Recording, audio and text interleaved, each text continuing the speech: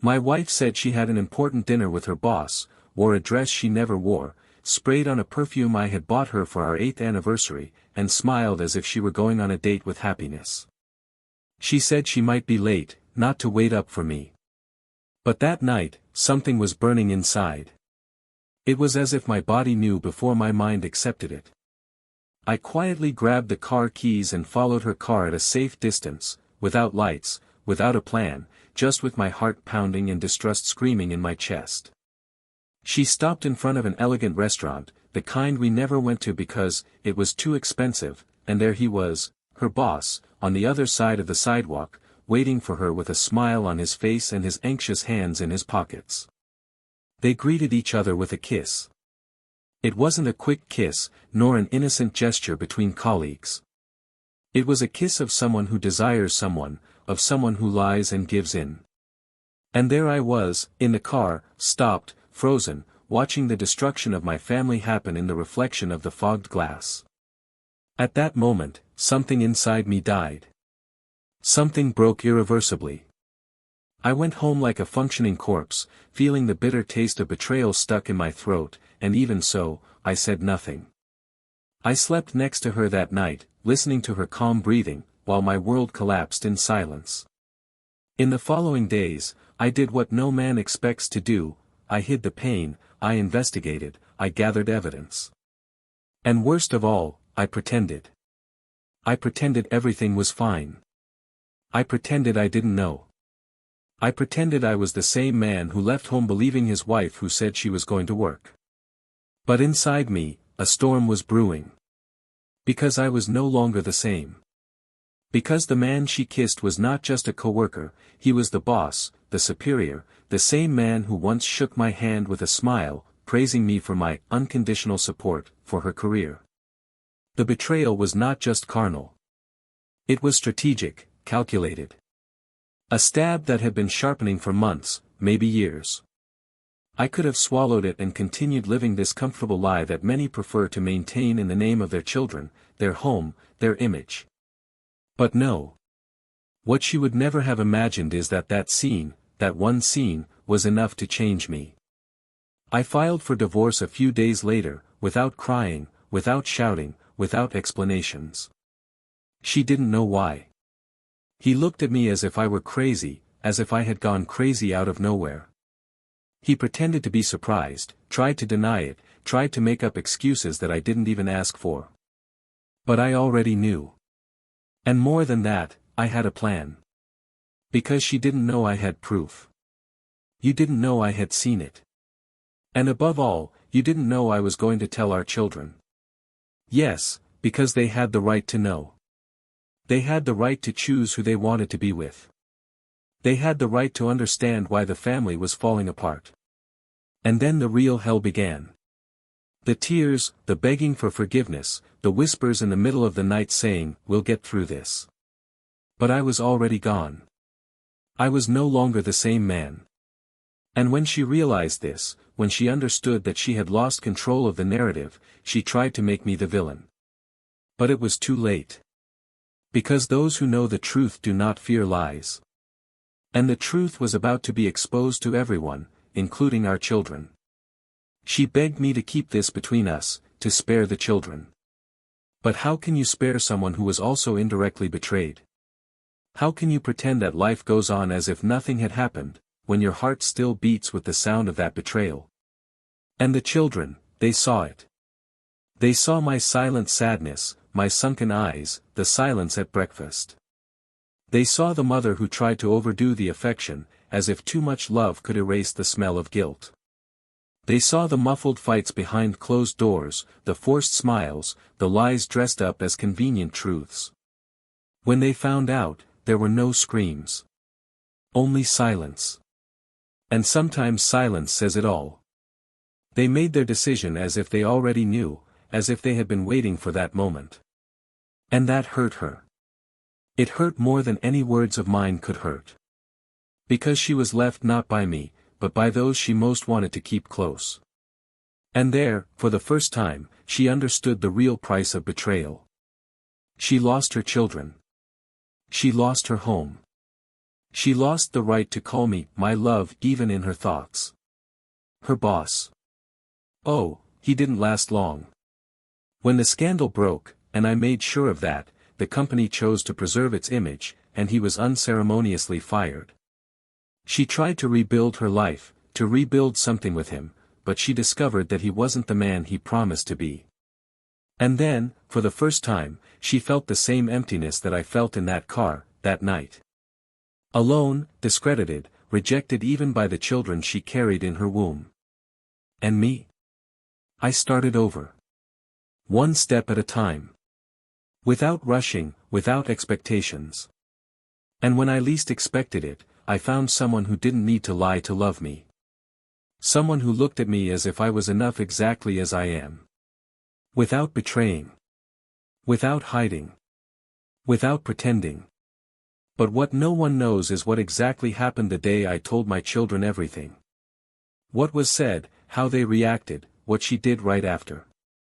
Because that day, a truth came out, a truth even more painful than the kiss I saw that night. And that truth, well, that truth changed everything forever. Are you sure you want to know what she did? Because even I wasn't prepared for what came next. Welcome to the channel. Here, we do not support any type of betrayal, on the contrary, we show the high price it exacts. All the stories are fictional, but they carry deep truths. Betrayal destroys homes, corrodes feelings and changes destinies. Get ready, what you are about to hear is intense, realistic and will move you. Make yourself comfortable, settle in, because you are about to begin a story shocking. Jonathan and Emma met while still at university, on a warm spring afternoon when he had forgotten his books on a bench and she, curious, leafed through them until he came running back, out of breath, fearing he had lost the notebooks with his drafts and notes on economics. She laughed, returned the material and asked with a slight irony if he was always so absent-minded. From that day on, they met again in the hallways and, little by little, a friendship full of complicity was formed, evolving into a serene love, built on shared silences and prolonged glances. It was not a noisy passion, the kind that burns out quickly. It was something deeper, like a calm river that, over time, shapes everything around it. Both came from humble families, carried big dreams and the hope that, together, they could build a world of their own. They married young, not on impulse, but because they knew exactly who they had by their side.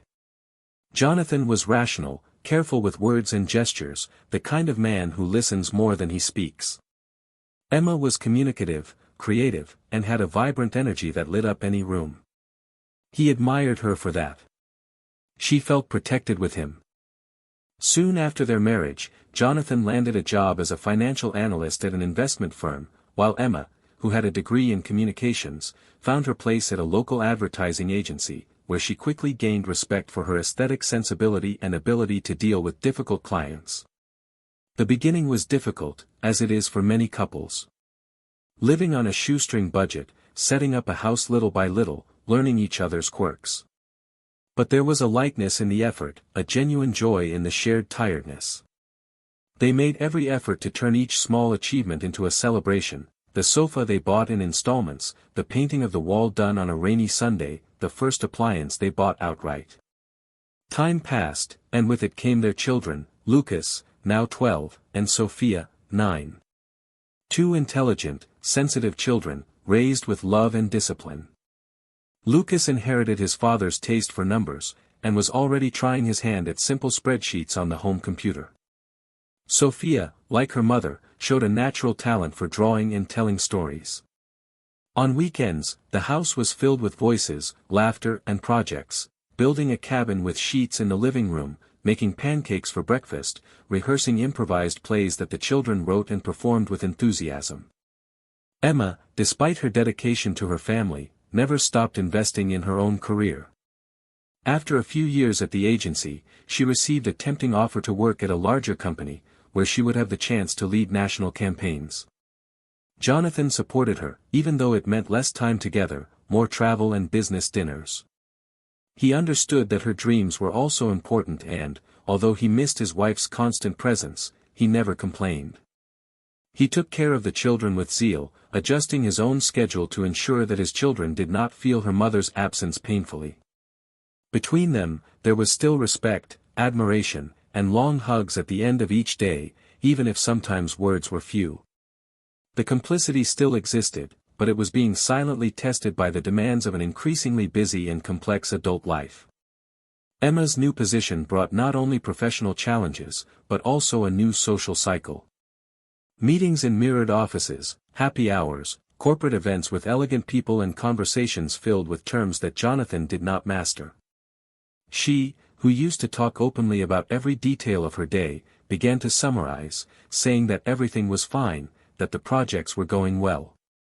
He, in turn, learned to accept her short answers, convinced that it was just tiredness. There were many times when he would look at her while she slept and think about how much he still loved her. He thought about how distant she seemed sometimes, but tried to convince himself that this was just part of the phase. They had children, commitments, responsibilities. Nothing was simple anymore. But even so, he did not give up reminding her every day that he was there, strong. He would send her messages in the middle of the day saying that he loved her, show up at work by surprise with coffee, make dinner when she said she was exhausted. He still tried. The children, attentive to everything, began to ask subtle questions. Is mommy going to be home late again today, or why doesn't she have dinner with us during the week? Jonathan answered patiently, protecting his mother's image, reinforcing how much she loved them and was trying hard for everyone. And in fact, Emma never stopped showing affection. She kissed them tenderly, apologized for the lateness, promised to make up for it with weekend outings, which didn't always happen. When they did manage to go out as a family, the mood was still light, but there was a silent tension in the air, as if everyone knew something had changed, although no one knew exactly what. There were nights when Jonathan would wake up and not find her in bed. Sometimes she would say she was reviewing presentations, other times she would come home late from work and say she had gone straight to her parents' house to get some rest after a long day. He trusted her. He preferred to trust her. Because to doubt was to open a door that might not be able to be turned back. And he still believed that they were on the same side. After all, every relationship goes through difficult phases, he told himself. Every relationship has its cycles of silence, of distance, but with love and patience, things can get back on track. At least that's what he had always believed. At the company where he worked, Jonathan was not only respected. He was admired for his honest attitude, his calm way of solving problems and his commitment. He was never absent, never late, and never brought personal problems into the workplace. When asked about his wife, he smiled and spoke with pride, highlighting her achievements, her award-winning projects, her recognized talent. He was, for everyone, the image of the ideal husband. And that was exactly how he saw himself too. Not as a perfect man, but as someone who tried every day to deserve the love he said he had earned. Emma, on the other hand, was growing within the company. She was becoming more confident, more listened to, more sought after. She was praised for her leadership, her creativity, and the elegance with which she handled difficult situations. At the office, she was surrounded by ambitious people, with plans, goals, and a routine that revolved around results, status, and prestige. Little by little, her world began to move away from the world she shared with Jonathan. Dinners became appointments, holidays became career climbs, and conversations about feelings were replaced by business strategies. Still, when she got home, she tried to recover a little of what she had left behind, with her children, with her husband, with the life that seemed increasingly distant. And it was precisely at this point, on this delicate terrain between the love that was built and the world that was slowly swallowing them, that the story began to take shape. Not like a sudden storm, but like a silent crack that grew slowly, almost imperceptibly. No one there was a villain. No one there wanted evil. But the choices, the silences, the small daily detours, began to trace different paths. And when they realized it, they were too far apart to hear each other.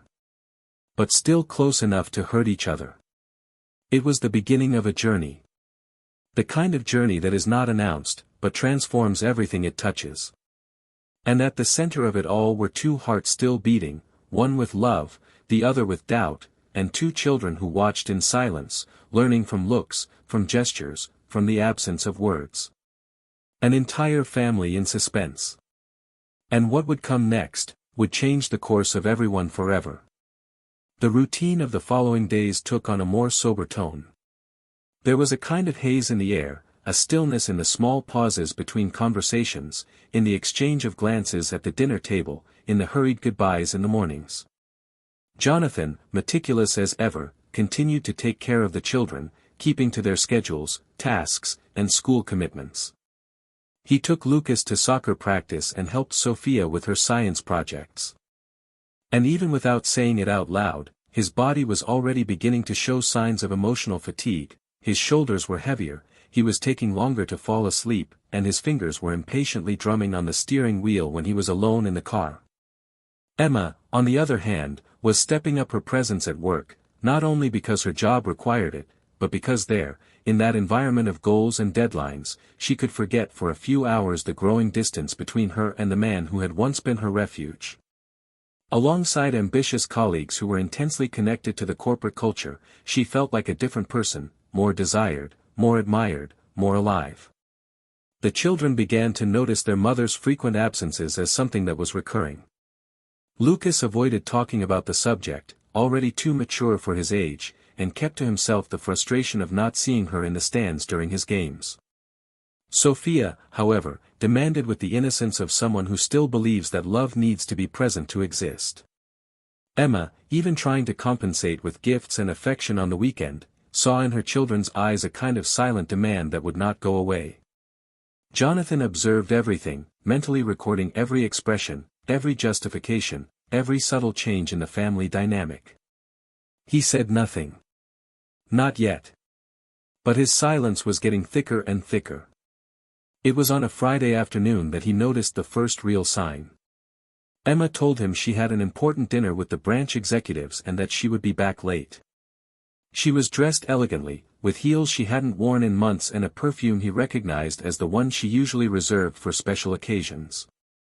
When she left, Jonathan said nothing. He just nodded and went back to the kitchen, where Sophia was drawing a house with a tree next to it and two figures holding hands. Looking at the drawing, he felt a strange pang in his chest. The scene seemed so peaceful, so far from reality that he was already beginning to see behind the curtain of appearances. That night, after putting the children to bed, he sat on the couch with the television on low and his cell phone in his hand. Something was almost physically unsettling him. At 11 p.m., she still hadn't returned. At 11:30 p.m., he texted her to ask if everything was okay. The reply came 15 minutes later, brief, all good, we're closing now. No emoticons. No hearts. No commas. The next day, he woke up early. She was already home, fast asleep. She said it had been a long dinner, that everyone was exhausted, and that she had accepted a ride from a coworker to avoid driving while tired. Jonathan didn't ask questions. He watched her words, but he was much more aware of the spaces between them. Over the next few days, he began to notice patterns. I would call her in the middle of the day, and sometimes the connection would go straight to voicemail. Her replies would be late, often dry. In the evening, she would come back tired but strangely cheerful. She would listen to music while she got dressed, humming along to songs he had never heard before and that were probably not on her usual playlists. One night, when he went out to get something from the car, he noticed a second phone left on the back seat. It was a device he had never seen before. When he went back to ask, she answered with disconcerting ease that it was an old phone she was using as a backup for work. But her tone was unsteady. And her gaze shifted too quickly. Jonathan was not the impulsive type. He had an almost devout respect for the truth, and it was precisely this respect that led him to act cautiously. In the following days, he rearranged his schedule. He discreetly monitored his wife's routine, her schedules, her commutes. He installed a tracking app in her car, an action he never thought he would have the courage to do, but which now seemed inevitable. The final straw came on a Monday. Emma announced that she would have a dinner with her boss and some outside investors. She said it was important, that the contract under negotiation could boost the company and her position. She didn't know it, but Jonathan already knew the address of the restaurant, the time of the meeting and, most importantly, he knew that this was not a business meeting. Not in that way. At 7:20 p.m., she left the house. She left the children with their grandmother and said she had to take care of a problem at the bank. She drove slowly to the restaurant. She parked a safe distance away and waited. Her car arrived at 7:48 p.m. She got out smiling, her eyes wide and her hands full of expectation. A man was waiting for her at the door. It wasn't the first time he had seen him. Jonathan recognized the face. It was her boss, the same one who had once shaken her hand at a company cocktail party, telling her how brilliant she was. And then, without ceremony, they greeted each other with a kiss. Not a hurried kiss, not an ambiguous gesture. It was intimate. Prolonged. Complicit. He felt his stomach sink, as if his body couldn't handle what his eyes were seeing. He couldn't look away. It was like watching, in slow motion, his own home crumble. He didn't make any moves. He didn't get out of the car. He didn't confront them. He stayed there, his heart breaking, breathing mechanically, trying to organize the thoughts that were coming in a whirlwind. He remembered the sleepless nights, the forced smiles from the children, the ignored messages, the cold hugs. Everything made sense now, like pieces of a puzzle that he refused to put together. He started the car and drove away without making a sound, without leaving a trace, but taking with him a certainty that could never be undone. When he got home, the silence welcomed him like an old friend. The walls seemed to know him better now. The photos on the shelves became silent accusations. And he, alone in the dark room, understood that nothing he would build from then on could be the same as what had been there before. The next morning, Emma acted as if nothing had happened. She made coffee, kissed her children, and asked if he wanted scrambled eggs. Jonathan watched her with different eyes, as if he were watching an actress on stage. The naturalness of her gesture hurt him more than the kiss he had witnessed. He responded with a nod, smiled discreetly, and went to work as usual. But inside, something new had been born. A silent strength. A brutal clarity. He knew he had to act, and that any action, from then on, would change not only his life, but also his children's. What Emma didn't imagine, however, was that that moment wasn't just a glimpse. It was the beginning of something much bigger. Because he didn't just see it. He understood it. And with that understanding, a plan emerged. That night at the restaurant would mark the beginning of an irreversible turning point. But what neither of them knew yet was that the real impact of that kiss was not the betrayal itself, but what would come next. Because there was something else, something hidden, something that had not yet been revealed.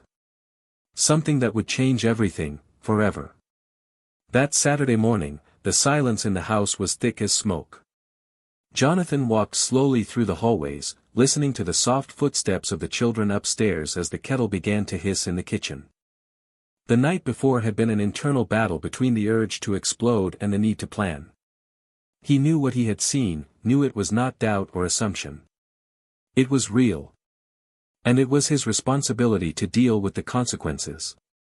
Emma came down the stairs in a sweatshirt and her hair tied up haphazardly, as if she were exhausted from an effort he did not understand, or perhaps pretended not to understand.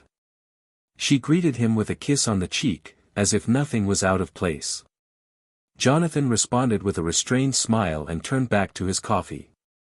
Her eyes flicked over his, as if searching for a clue to what he knew. But he offered none. Not yet. It was earlier that week that he had made his decision.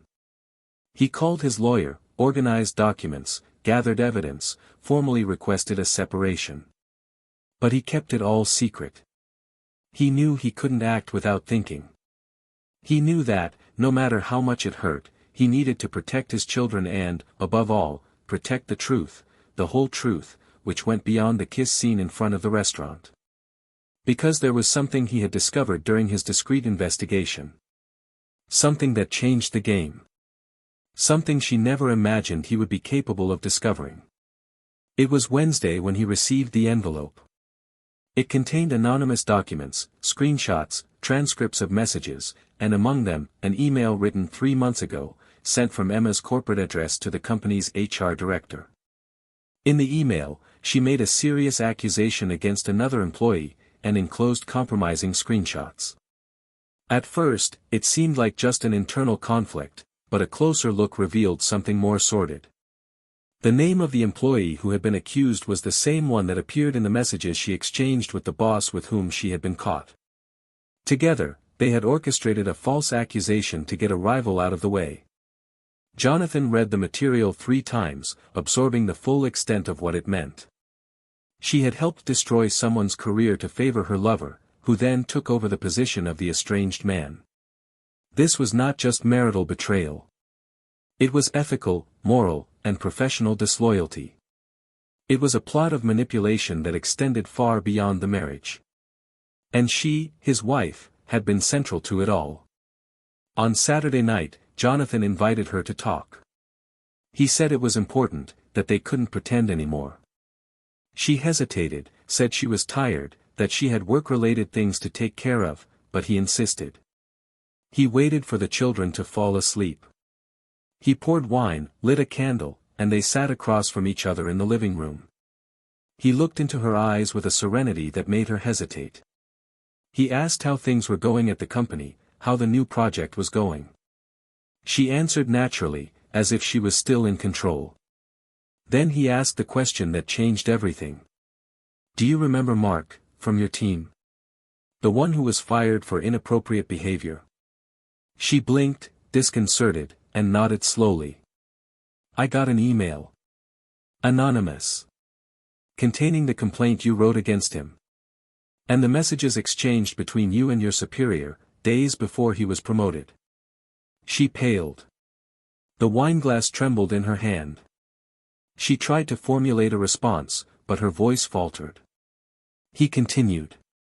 "I don't care about your excuses. That's not what matters to me right now.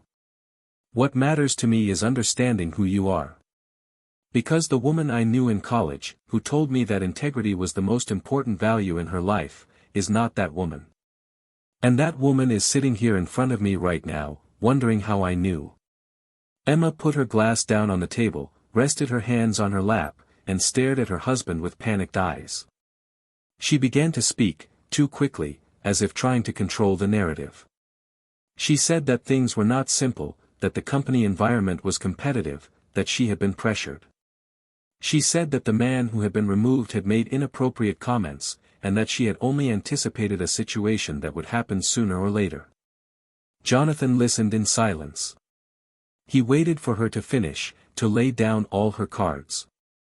When silence finally filled the room again, he simply whispered, "And the kiss?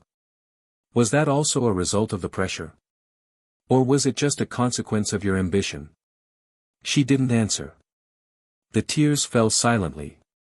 Her face was contorted with a pain that seemed to have been postponed for too long. She tried to reach out to him, to touch his hand, but he pulled away.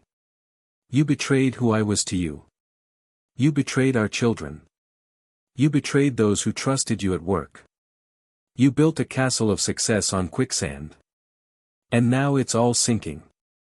And you want me to stand here, with you, watching this and doing nothing?" Emma then stood up, unsteadily. She paced the room with her hands on her head, breathing deeply, as if searching for air where there was no more space. "I was suffocating, Jonathan. I lost myself trying to prove that I could be great. You never understood what it was like to live under the shadow of your own motherhood, of the image of the perfect wife. I needed something that was just mine. That would prove that I still existed beyond this house." He stood up too. He approached her calmly. "But you were already great. You were all of that. But at some point, you decided that it wasn't enough. That you needed to manipulate, lie, use people. You crossed a line, Emma. And now there's no going back.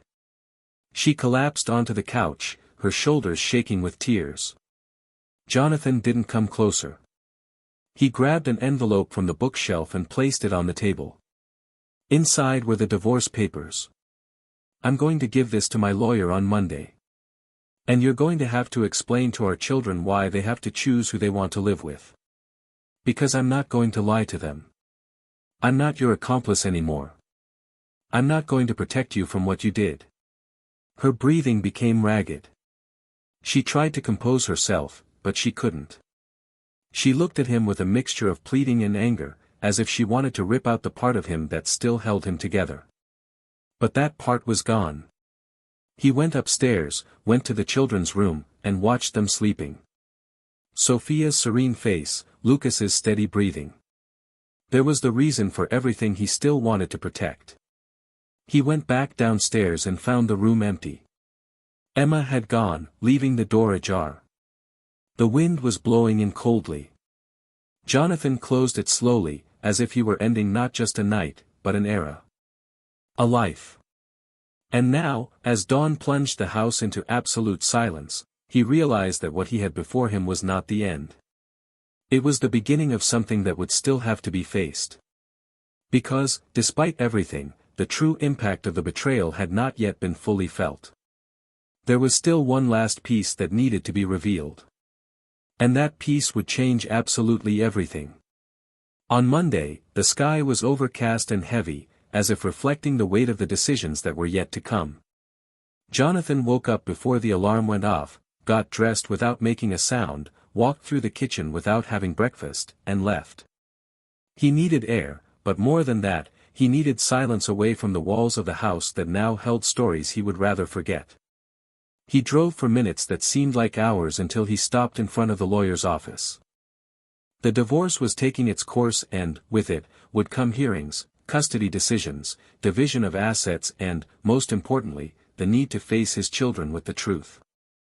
A truth that could no longer be postponed. She left the documents in safe hands and headed to the children's school. It wasn't the day to pick anyone up, but he needed to see his children without them knowing they were being watched. He stopped the car a certain distance away and waited for the bell to ring. When Lucas appeared among his colleagues, laughing at something a friend had said, Jonathan felt a knot tighten in his chest. Sophia appeared soon after, hugging her backpack, walking in small jumps as she always did.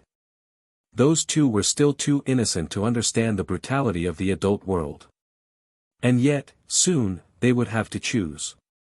At that very moment, Emma was at the company, sitting in front of the legal director. The email scandal had reached the ears of senior management and, despite attempts to contain the crisis, the situation was spiraling out of control. The man who had been accused, Mark, was now demanding compensation, and the evidence of the conspiracy left no room for defense. Emma's lover, who until then was her superior, acted quickly. He denied everything, placed the entire blame on her and, in a survival move, delivered new compromising messages in which she appeared as the author of the manipulations. Emma listened in silence as the director spoke.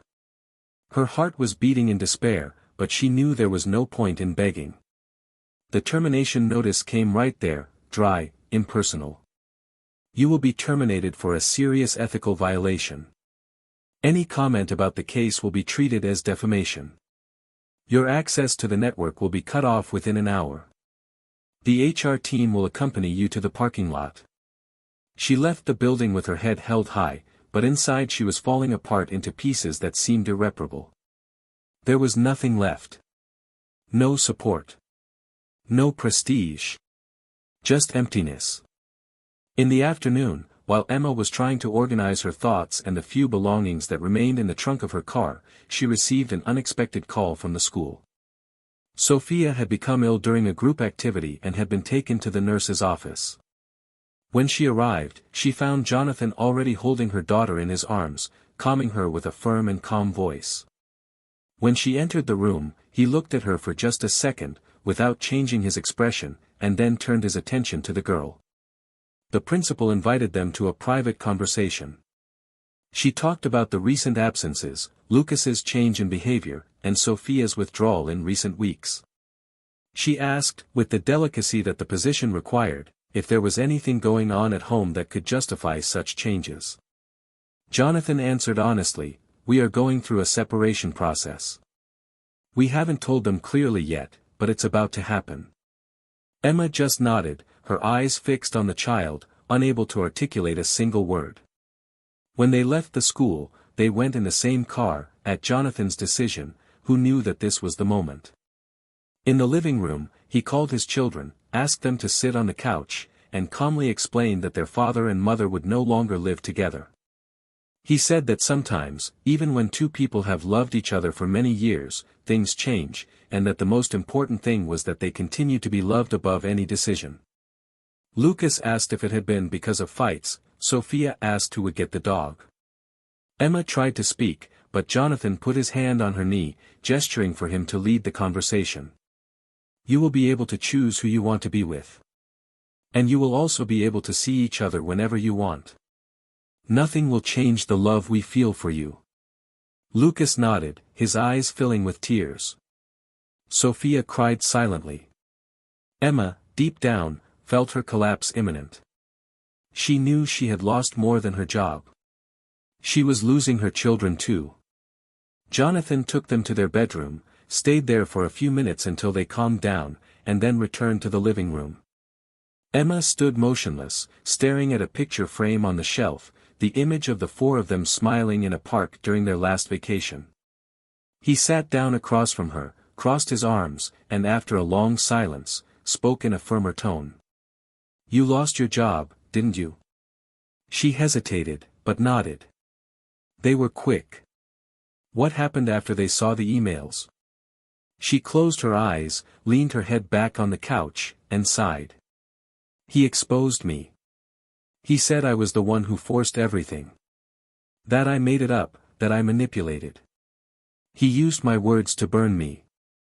Jonathan was silent for seconds before he replied. "And what did you expect? That he would take the blame with you? That he would fall hand in hand with you?" Emma tried to answer, but any sentence seemed too empty. Jonathan stood up and began to pace the room. "Do you think I destroyed this place because I saw a kiss? Because I found out you were being cheated on? No, Emma. I destroyed this because you started lying to me every day. Because you chose to hide the worst of yourself even from the people you slept with. I would have dealt with the betrayal. But I can't deal with the version of you that was born from it." Emma stood up, as if her legs had found strength in her anger. "You never saw me. You never realized how much I sacrificed myself to fit into this mold of an ideal mother, a stable wife. You were always too comfortable in your bubble of exemplary father to notice that I was sinking. When this man showed up, he listened to me. He saw me. He gave me space." Jonathan stared at her without blinking. "You didn't sink. You dug yourself. With your own hands. And you dragged an innocent man from your company down with you. That Mark. I knew him. A decent guy. Not only did you destroy him, but you also had the audacity to blame me for your unhappiness. You want respect, Emma? Start by respecting yourself." She sat down again, tired, defeated, her hands hiding her face. "I don't know who I am anymore. And, worse, I don't know if I can recover anything from what I was." Jonathan grabbed his coat and got ready to leave. Before opening the door, he looked at her one last time. "The boys are going to sleep at my sister's house tonight. I thought it best. Tomorrow we'll talk to a mediator and define the custody division. You'll have time to think about it, but know that their choice matters too. And I'm not going to hide what happened." She just nodded, her voice no longer coming out. Hours later, alone in the house, Emma walked through the rooms as if she were a stranger. She entered the couple's bedroom, opened the wardrobe with his clothes still folded and lined up, and fell to her knees. She cried in a way she hadn't cried in a long time. Without control. Without filters.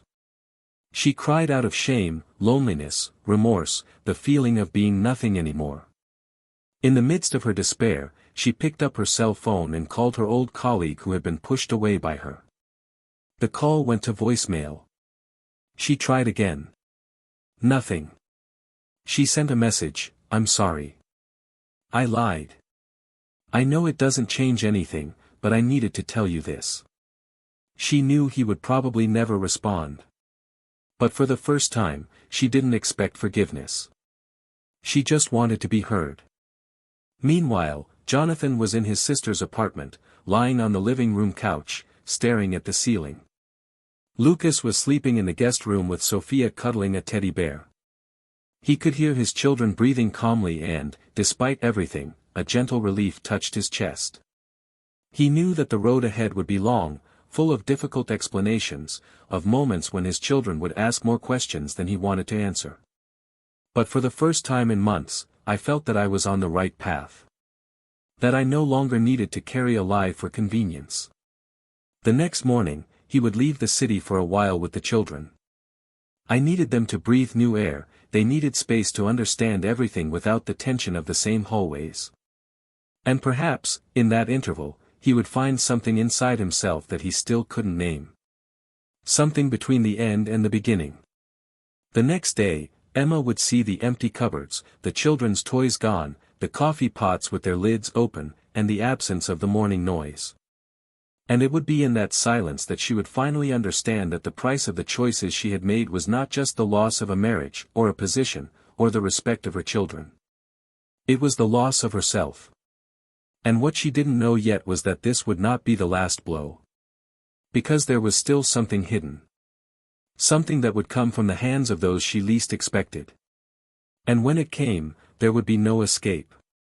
On Wednesday afternoon, the wind seemed colder than it had been in the previous days, and yet, inside the car parked in front of the school, Jonathan kept the windows closed.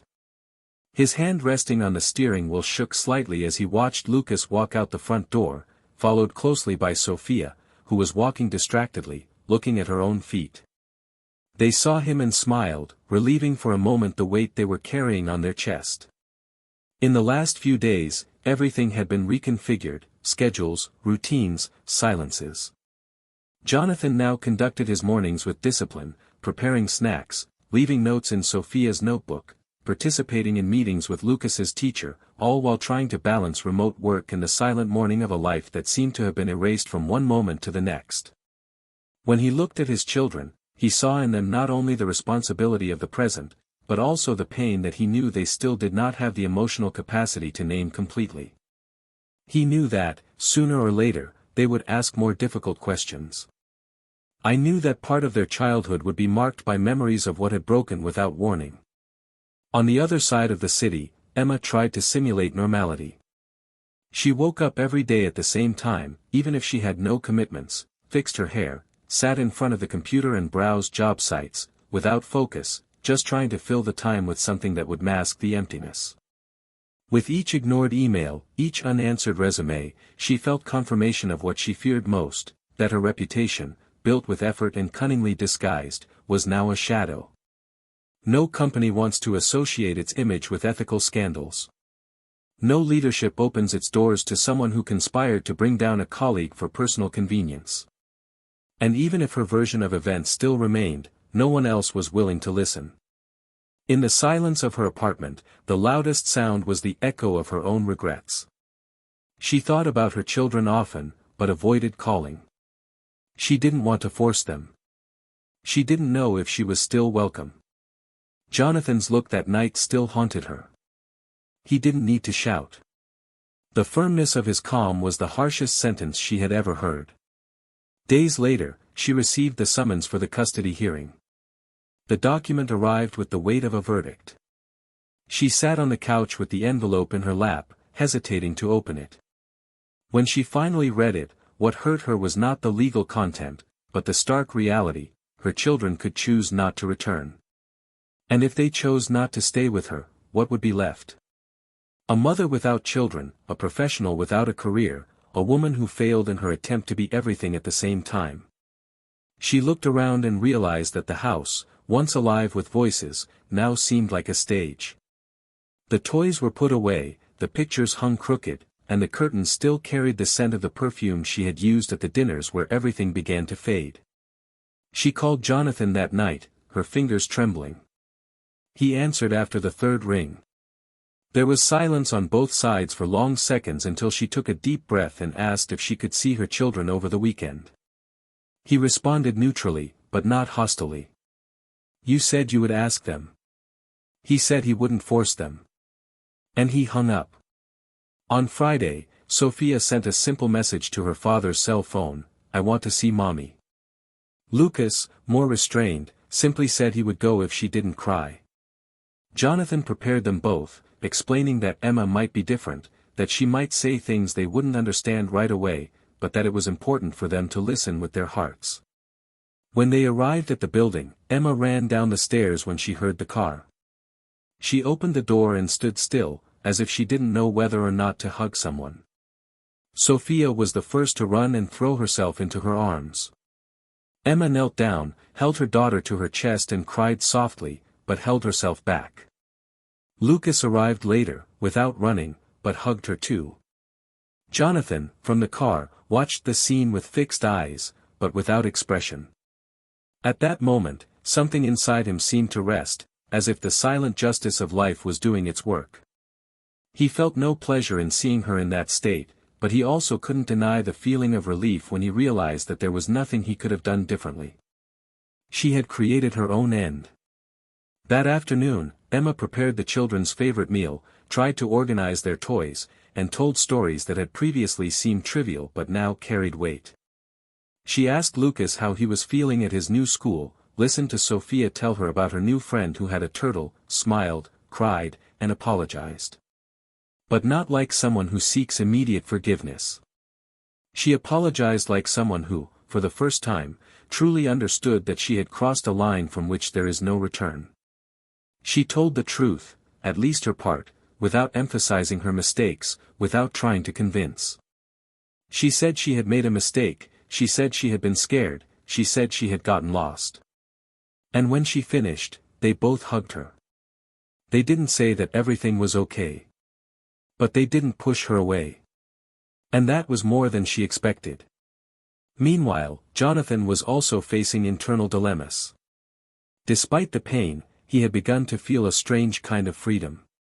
The routines with his children were now his alone. The decisions too. And, little by little, he began to realize that behind the betrayed man there was someone who still had a lot to live for. One weekend, he took the children to a bookstore where he met a woman who worked in the children's section. Her name was Clara. She had a light laugh and a kind look, and even though Jonathan wasn't looking for anything, there was something in her presence that disconcerted him. In the following meetings, they began to talk more, exchange messages, arrange coffee dates. It was all very light, but little by little it gave him back the feeling of being seen again. Clara didn't know the whole story, but she knew enough to understand that there was someone there rebuilding themselves. And Jonathan, even with caution, began to allow himself to look forward without feeling guilty. Emma, on the other hand, started therapy. For the first time, he was talking about himself without the filter of appearance. About the years of trying to please everyone, about maternal guilt, about the relentless search for validation, about the weight of having been too much of an example for too long. He cried in almost every session, but felt that, finally, someone was listening to him without judgment. The psychologist encouraged her to write letters. He wrote one to Jonathan. He didn't send it. He wrote another to his children. He didn't send it either. But the words were there. And even unsaid, they began to clean the wounds that were still bleeding. The custody hearing arrived. Jonathan arrived with his children and his lawyer. Emma arrived alone. The judge listened to both sides, read the documents, and listened to their stories. At a certain point, Lucas was called in, accompanied by a child psychologist. Then it was Sophia's turn. At the end of the hearing, the judge ordered joint custody, with her father living permanently and her mother spending alternate weekends. Emma didn't object. She didn't cry. She just nodded. She knew that, given everything, it was a fair decision. As she left, she hugged her children and thanked Jonathan for allowing her to have that moment without confrontation. He just nodded silently. But there was something different in his eyes. A kind of silent respect for someone who, even in ruins, chose not to run away. That day, Clara texted Jonathan to ask how he was. He replied that he was tired but relieved. She said she would be home with wine and a bad series if he wanted company. He went. They talked for hours. They laughed. For the first time in a long time, Jonathan fell asleep without the weight of pain in his chest. He slept with the feeling that, despite everything, there was still life after the breakdown. And when he woke up, Clara was still there, with a cup of coffee and that same old smile. It was at that moment that he understood, it wasn't about replacing anyone. It was about building something new, with other foundations. And that, now, seemed possible. That same morning, Emma was tidying up the house. No longer trying to put on an act for others. But because she needed to feel like she could still take care of something. She washed clothes, hung pictures, planted flowers on the porch. Then, she sat on the couch with a notebook on her lap and began to write. Not a letter. But maybe a new chapter. Because despite everything, she was also beginning to understand that she was not doomed to the version of herself she had chosen in the past. And that perhaps, with time, silence, and different choices, she could find another version of herself. A version that didn't need to deceive anyone to feel loved. But there was something that hadn't happened yet. Something that was still waiting to be revealed. And when it did, it would not only end a cycle, but it would leave deep scars on everyone involved. Because the past, no matter how buried it is, always finds a way to come back. And what was about to happen would put everyone in front of an unfiltered mirror. And in that reflection, not everyone would recognize themselves. The morning after the hearing, the city seemed awake on a different frequency. The sky, gray, threatened a rain that would not come, as if time itself were also suspended. Jonathan was drinking coffee on the small terrace of his new apartment. He was still getting used to the small space, the temporary furniture, the absence of the paintings that once told the story of a home. The children slept in the next room, exhausted after the emotional tension of the last few days. He looked ahead, at the thin line of buildings that disappeared into the horizon, and reflected on the layers that had been dismantled. The marriage, the stability, the routine, even the control. Everything had been dismantled little by little, not in a single event, but as a series of small withdrawals. He thought about Emma, no longer with anger, but with a strange lucidity. She was now someone who existed in another category in his mind, no longer as a wife, but as someone with whom he had shared a history, and who was now following a parallel path. The intensity of the pain slowly diluted, like ink in water. At the same time, on the other side of town, Emma was accompanying her grandfather to the hospital for a routine checkup. After her job and custody of her children were suddenly cut short, she devoted herself to her parents' house, her mother's small vegetable garden, and the simple tasks that gave her back her sense of purpose. Sitting on a bench in the hospital hallway, she leafed through the notebook where, over the last few days, she had been recording everything she had felt. He didn't call it a diary or complementary therapy yet. It was just a notebook. But the words in it seemed to carry more weight than anything he had written in the last few years. She thought about Lucas, how he avoided eye contact when they spoke on the phone, how Sophia smiled cautiously, as if testing the ground before stepping on it. She didn't expect forgiveness to come quickly, or for anyone to trust her again as naturally as before. But I felt like I needed to be close by, constant, stable. I wanted to be present. Even if silent. Clara, in turn, organized a small reading activity at the neighborhood library. She had a special connection with the children, she knew how to captivate them effortlessly, and when Jonathan showed up with Lucas and Sophia for the second time that week, her heart reacted differently. He got closer, talked more, shared more. He talked about the difficulties, but also about the small progress with the children, the laughter they had found again, the nights when Sophia wanted to hear 2 stories before going to sleep. Clara listened attentively, without rushing, without judging. And that late afternoon, as they were arranging the books on the shelves together, Jonathan took her hand naturally. There was no promise, no speech. Just a small gesture, but one that meant a lot. She looked at him and smiled. Not as if responding, but as if accepting. A few days later, Emma received an unexpected call. It was from a former coworker, someone who had been fired some time ago for disagreeing with certain management positions. She said she had been rehired by another company and that she had heard about what had happened. She wasn't calling to judge, but to offer help. She said she knew of a startup that was looking for someone to restructure its communications department, and that it might be worth a try. Emma hesitated. She didn't yet feel ready to take on a new team, new responsibilities, a new professional identity. But something about the call touched her deeply. Maybe the possibility of no longer being defined by the mistake. Maybe the chance to start over without erasing what had happened, but without letting it swallow her up. She scheduled the interview for the following week. She didn't tell anyone. She kept it like a little secret, like a seed. The night before the interview, she dreamed about her children. In the dream, they were in a park, she was pushing them on swings, but the chain broke and they both fell. She ran to help them, but when she got closer, they were no longer children, but adults who walked away without looking back. She woke up sweaty, with a tight chest. She went to the porch, breathed in the humid early morning air and, for the first time, wrote a letter to herself in her notebook. Not with an apology, but with a promise, that she would do her best with what she still had left. That she would be a safe haven, even from a distance. That she would be remembered, not for the mistake, but for the effort to make amends. Jonathan, on the other hand, was beginning to rethink his own relationship with the future. Before, everything had been an effort to keep the past intact. Now, it was about building something different, even if small. He took his children to the movies on Saturdays, taught Lucas how to cook rice, and read stories to Sophia in funny voices.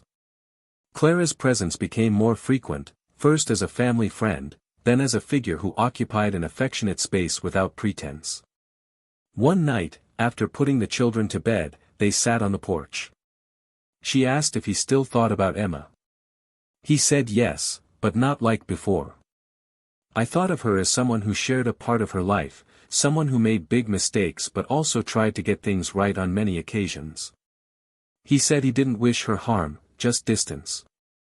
Clara rested her head on his shoulder. He didn't let go. They stayed there for a while, listening to the night, the sounds of the street, the fragments of a new routine. The following Sunday, Emma invited her children to lunch at her house. Jonathan dropped them off at the agreed time. There was laughter, drawings, questions. Lucas was more relaxed, Sophia more talkative. Late that afternoon, when she went to drop them off, Emma asked Jonathan to come in. She offered him coffee, and he accepted. They talked briefly about school, about homework, about Sophia's presentation the following week. There was no tension. Just a truce.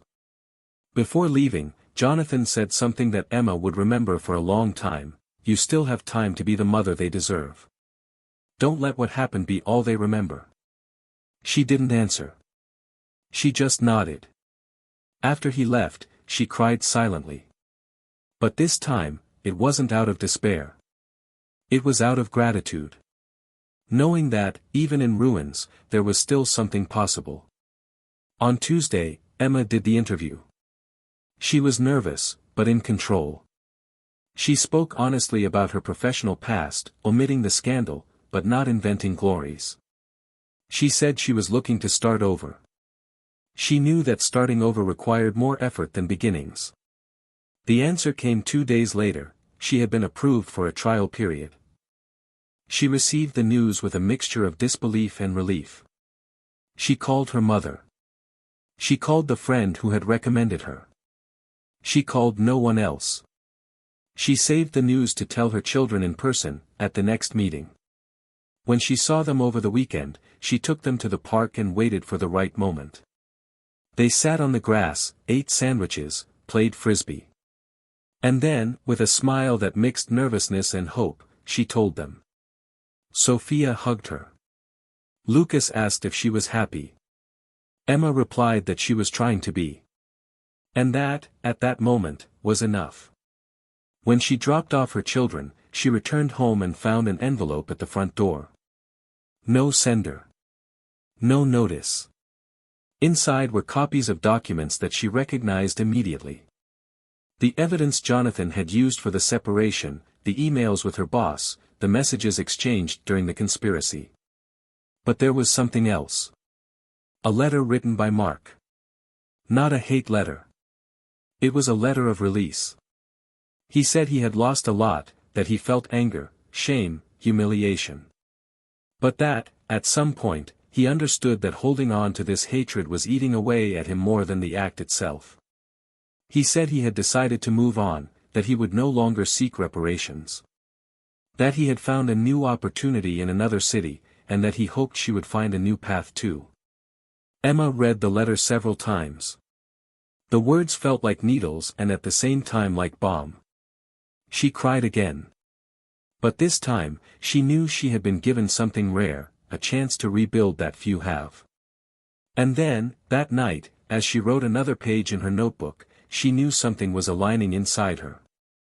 It wasn't redemption yet. It wasn't peace yet. But it was a beginning. The kind that doesn't need to be announced. The kind that can be felt, that can be built with silence, with choices, with presence. And finally, she knew that even if she couldn't go back to being who she had been, there was still a worthy path to follow. And that even if others didn't see it right away, she would. And that, now, was enough to keep her going. On that late afternoon with a reddish sky and streets that were emptier than usual, Jonathan walked hand in hand with Sophia while Lucas walked a little further ahead with Clara, both of them laughing at something he had just said. The park was almost an extension of their new home, not because of the physical space, but because of the memories that were slowly being built there. Jonathan watched that scene with a peace he never imagined he would feel after everything he had been through. The woman who walked beside his children was not a substitute for what he had lost, but rather a sincere presence who knew how to arrive with respect for her time and the children's space. Clara never imposed herself, never tried to erase the past. She understood that to truly exist there, she needed to be more of a port than a storm. And that was what she became. A silent, constant, firm port. Later that night, as they were putting their children to bed, Clara mentioned the possibility of them going away for the weekend. A nearby town, trails, a simple cabin with a fireplace. Jonathan thought for a moment before agreeing. The idea of getting away, of breathing new air with her and her children, seemed like a symbol of what he had been searching for so long. A new beginning. Not a new beginning to forget what had happened, but to finally allow himself to live without the weight of what was left. The next morning, he organized his backpacks, confirmed the reservations, and as he said goodbye to his neighbors, he had no idea that this weekend would be more transformative than any other. Emma woke up that Saturday with a strange feeling. It wasn't pain or anxiety. It was like a kind of serene emptiness, a silence that didn't bother her. The apartment was clean, the sun was streaming in through the window, and for the first time in months, she didn't feel any weight on her chest. Her probationary period had ended 2 days earlier, and the response she received was a proposal for permanent employment. Her boss was clear, she recognized her talents, but also her limits, and wanted to see her grow in an ethical, transparent way. Emma cried when she read that email. For the first time, she felt that she was being evaluated for what she could offer, not for what she hid. She decided that weekend she would visit her parents. She needed to be held close, she needed to show them that she was different, that she was no longer the woman who had given up everything for an illusion of power. During lunch, she laughed at old stories, played with her nephews, listened to her father play the guitar and sing old songs, and for the first time in years, she allowed herself to be present. At the end of the afternoon, sitting in the backyard in silence, she called Jonathan. She didn't want to interfere, she just wanted to say thank you. He answered calmly, and she simply said that she was happy for the children, that he had done a good job, and that she hoped Clara would know how to take care of not only them, but also him. Jonathan simply replied with, "They're fine, and that's enough for me." There was silence, and then a mature farewell, without guilt, without any desire to return. It was the final end, and even though it hurt, there was a strange sense of justice there. At the cottage, the night fell with mild temperatures and clear skies.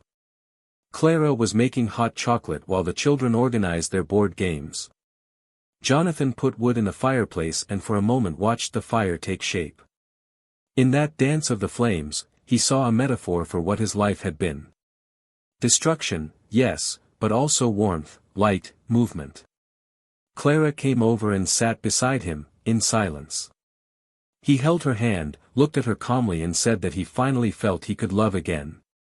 It wasn't a romantic promise or a blind oath, it was an acknowledgement.